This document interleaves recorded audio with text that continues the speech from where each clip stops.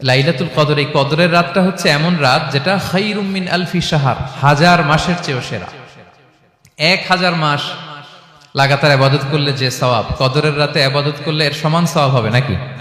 সমান হবে না। আল্লাহ তাআলা বলেছেন খায়রুম মিন আলফি শাহর, না, এর চেয়েও শ্রেষ্ঠ, এর চাইতেও বেশি।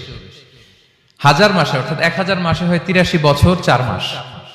তো কদরের রাতে যদি আমরা ইবাদত করি তাহলে 83 বছর 4 মাস ইবাদত করলে যে সওয়াব, সে সওয়াব আল্লাহ তাআলা আমাদের আমলনামায় নসিব করবেন। তো আমরা যেন এই কদরের রহমত বরকত থেকে যেন আমরা বঞ্চিত না হই। তো রাসূল সাল্লাল্লাহু আলাইহি ওয়াসাল্লামকে সান্ত্বনা দেওয়ার জন্য, যে হে নবী আপনি চিন্তিত হবেন না, বনি ইসরাইলের অনেক লোক 1000 বছর হায়াত পেয়েছে, শত শত বছর ইবাদত করেছে, জিহাদ করেছে, তারা হায়াত পেয়েছে বেশি কিন্তু তারা কদর পায়নি। আর আপনার উম্মতকে আমি হায়াত দিয়েছি কম কিন্তু তাদেরকে কদর দিয়েছি। সুবহানাল্লাহ বিহামদি, লাইলাতুল কদর দিয়েছি, যে কদরের রাত 1000 মাসের চেয়েও সেরা। তো এই কদরের রাতকে আবার লাইলাতুল মুবারাকাও বলা হয়েছে। ইন্না আনসালনাহু ফি লাইলাতিন মুবারাকা, এটা বরকতময় রাত। ফিহা ইউফরাকু কুল্লু আমরিন হাকিম, সব বিজ্ঞচিত প্রাজ্ঞচিত বিষয়ের ফয়সালা হয়। এটা বেসিক্যালি একটা বাজেট রাত বলা যায়। এ রাতে আগামী 1 বছরে আমাদের কি ঘটবে না ঘটবে আল্লাহ তাআলা এটার বাজেট করেন, এটাকে রিভাইজ করেন। সো এই রাতটা অনেক গুরুত্বপূর্ণ। তো এই কদরের রাত এটা কবে, এটা স্পেসিফিক ছিল, মানে সুনির্দিষ্ট ছিল। রাসূল সাল্লাল্লাহু আলাইহি ওয়াসাল্লাম আমাদেরকে জানাতে চেয়েছিলেন কবে, কিন্তু রাসূল সাল্লাল্লাহু আলাইহি ওয়াসাল্লাম জানাতে পারেননি। সহিহ বুখারীতে এসেছে যে রাসূল সাল্লাল্লাহু আলাইহি ওয়াসাল্লাম খারাজান নবী সাল্লাল্লাহু আলাইহি ওয়াসাল্লাম লিয়ুখবিরানা বিলাইলাতিল কদর। উবাদা ইবনে সামিত রাদিয়াল্লাহু তাআলা আনহু বলেন রাসূল সাল্লাল্লাহু আলাইহি ওয়াসাল্লাম আমাদেরকে জানাতে বের হয়েছিলেন যে কবে কদরের রাতটা। ফাতালাহা রাজুলান মিনাল মুসলিমিন, হঠাৎ মুসলমানদের মধ্য থেকে দুইজন ঝগড়া লাগলো, তর্ক লাগলো আর কি। রাসূল সাল্লাল্লাহু আলাইহি ওয়াসাল্লাম হঠাৎ করে ওই ঝগড়ার দিকে খেয়াল করলেন, ওইদিকে খেয়াল করে ওই তারিখটার কথা তিনি ভুলে গেলেন। ফারুফিআত, রাসূল সাল্লাল্লাহু আলাইহি ওয়াসাল্লাম বললেন আমার হৃদয় থেকে, অন্তঃকরণ থেকে এটাকে উঠিয়ে নেওয়া হলো। এখন আমি মনেই করতে পারছি না এটা কি 23 না 25 না 27 না 29, আমি মনে করতে পারছি না।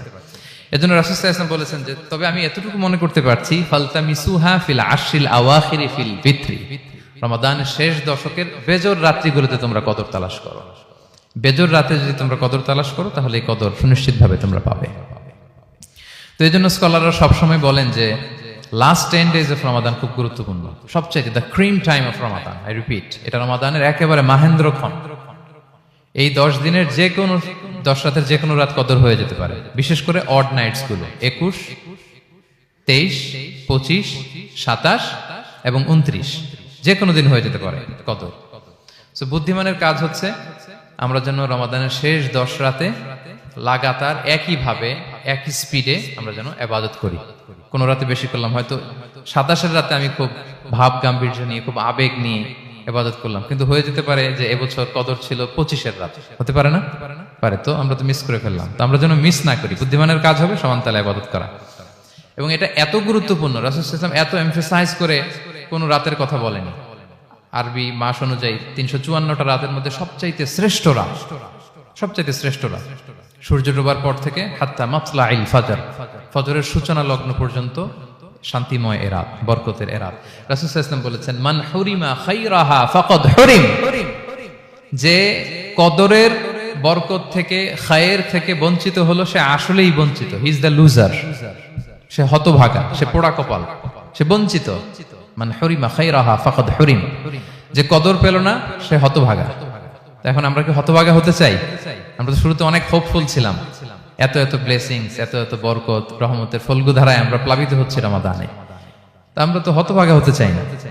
তা আমরা যেন এই শেষ 10 দিন এক তালে আন্তরিকতার সাথে ঈমান ও ইহতিসাবা আমরা যেন ইবাদত করি। সম্মানিত ভাই এবং বোনেরা, তাহলে আমরা সৌভাগ্য জায়গা নিয়ে একটা মাস, এই মাসের যে রহমত বরকতের যত যত হাদিস কোরআনের আয়াতগুলো আমরা বলেছি, এগুলো শুনলে আমাদের মধ্যে একটা আশা জাগে, আশাবাদী হয়ে উঠি যে আমার এই মাস আমার মুক্তির মাস, আমি মুক্তি পাবো। কিন্তু at the same time it's the month of warning, এটা আবার সতর্কতার মাস। রাসূল সাল্লাল্লাহু আলাইহি ওয়াসাল্লাম বলেছেন রোজা রেখে যে মিথ্যা ছাড়লো না, পাপ ছাড়লো না, তার ধ্বংস। আবার 3 বার তিনি আমিন বলেছেন।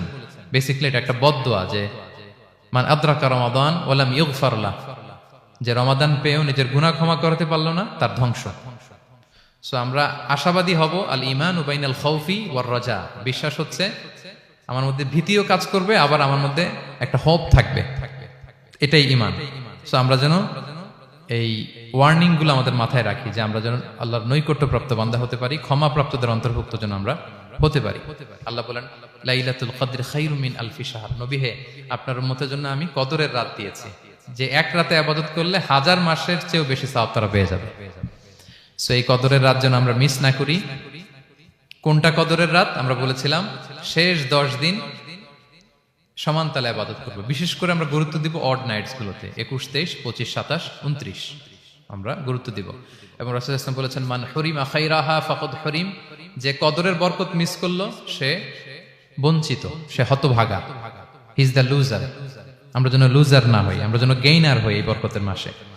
এবং সবশেষে আমি বলেছিলাম রাসূল সাল্লাল্লাহু আলাইহি ওয়াসাল্লাম স্পেশালি 5টা আমল করতেন, সারা রাত জাগতেন, ফ্যামিলি মেম্বারসদের জাগিয়ে তুলতেন, উৎসাহিত করতেন এবং কোমরে গামছা বেঁধে নামতেন। এরকম ইবাদতের স্পৃহা অন্য কখনো রাসূল সাল্লাল্লাহু আলাইহি ওয়াসাল্লামের মধ্যে দেখা যেত না, যেমনটা শেষ দশকে তিনি করতেন। ইতিকাফ করতেন তিনি, আর ইতিকাফ করলে কদর মিস হওয়ার সম্ভাবনা নেই। এটা 21-এ হোক, 25-এ হোক, 23-এ হোক, আমি তো মসজিদে, আমি তো কিয়ামুল লাইলে অংশগ্রহণ করতেছি, আমি তেলাওয়াত করতেছি, আমি প্রতিদিনই দোয়া করতেছি, মিস হওয়ার কোনো সম্ভাবনা নেই। আমরা যেন ইতিকাফের চেষ্টা করি, অথবা পার্ট টাইম ইতিকাফ যেন অন্তত করি 5 দিন, 3 দিন, অথবা রাতের সময়গুলো মসজিদে যেন আমরা কাটাই। 3 নম্বর বলেছিলাম রাসূল সাল্লাল্লাহু আলাইহি ওয়াসাল্লাম জিবরাইল আলাইহিস সালাম কোরআন রিভিশন করতেন, আমরা যেন কোরআন রিভাইজ করি, রেসাইটেশন করি বেশি মাত্রায় শেষের 10 দিন। কিয়ামুল লাইল ফালা তাসআল আন হুসনিহিন্না ওয়া তুলিহিন্না, কত সুন্দর কিয়ামুল লাইল ছিল বলে বোঝানো যাবে না। তো আমরা যেন এরকম দীর্ঘ সময় কিয়ামুল লাইল করি। আর সবশেষে বলেছিলাম দোয়া করা, দোয়া করে আল্লাহ তাআলার কাছে চাই, অশ্রুসিক্ত নয়নে যেন আমরা চাই। অনুতপ্ত বান্দার চোখের পানির ফোঁটা আল্লাহর কাছে খুব প্রিয়। 2 ফোঁটা আল্লাহর কাছে সবচেয়ে প্রিয়, জিহাদের ময়দানে মুজাহিদের রক্তের ফোঁটা আর অনুতপ্ত বান্দার চোখের পানির ফোঁটা।